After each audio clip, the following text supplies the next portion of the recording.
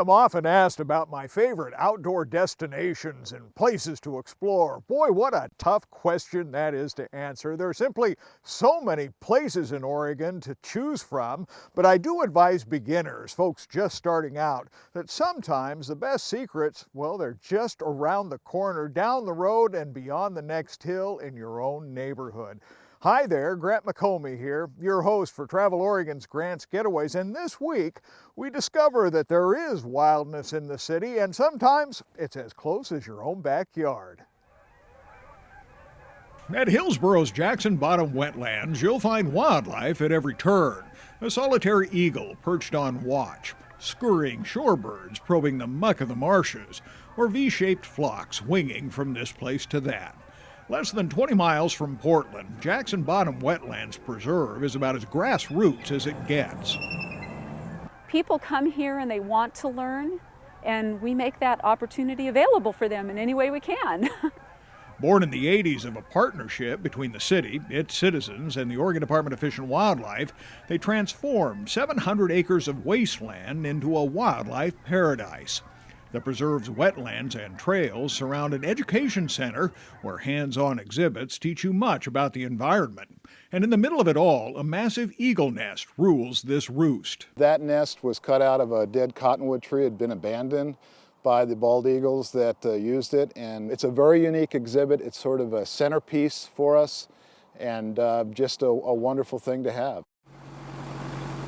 20 miles away, as the eagle flies, discover what I call a back pocket wilderness. Tualatin Nature Park, a 260-acre oasis of wildness in the heart of Beaverton. Surrounded by development, it is prized for many reasons. Right now what we're walking through, it's a little bit of a wetland forested area. The park offers miles of trails, both paved and soft surface, plus 2 creeks that merge inside the park and provide water everywhere. But no need to worry there. A boardwalk rises above the wetlands to give you easy access. So we have the 2 creeks that go through the park, and then we have a couple areas of ponding, and most of the waterfowl you see in the ponded areas. I love how you've got wheelchair access throughout this park. Anybody can come here. Oh yeah, absolutely. Duck in from foul weather at the Nature Park's Education Center for hands-on exhibits and classrooms. It's beautiful. You look out onto the forest. You occasionally get deer walking past, which is a nice, a nice space. What did we see today on the trail? Whoa. We saw 2 what? 2 snakes. 2 snakes. Anytime kids are off of school, we offer programming. And 8 news. So we have tons of spring break camps for kids ages 4 to 11. So anytime kids have even just 1 day off of school or a week off like spring break, we're offering programming. The sounds of spring promise warmer times to come at a place you should visit as soon as you can. Because it's really such a special place. This is really a wildlife preserve in the middle of a pretty urbanized suburban area. It's something that we're pretty lucky to have in Beaverton. You may consider yourself lucky when you discover the trails and jaw-dropping views at Cooper Mountain Nature Park.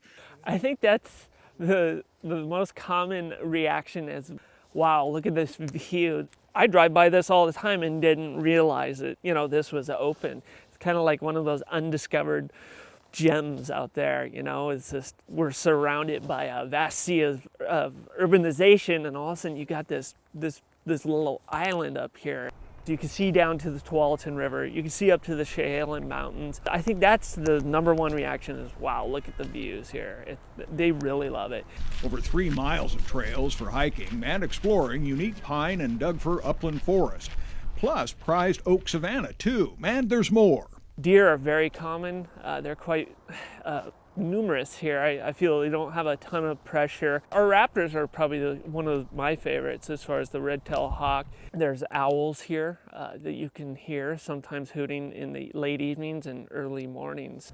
An education center offers classroom space and a full suite of activities for kids of all ages, but mostly folks come to get away from it all, and they don't have to travel far either. Aren't we lucky? Folks who want to come up here and just have solitude. This is one of the quieter places in Beaverton. It is very quiet up here.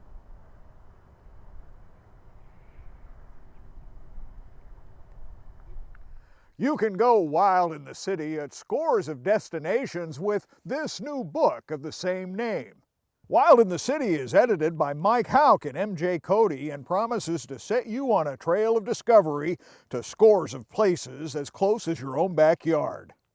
We have all the details, directions, and contact information, as well as information about this book on the Travel Oregon website. So until next week, get out here and explore the great Oregon outdoors and let Travel Oregon be your guide.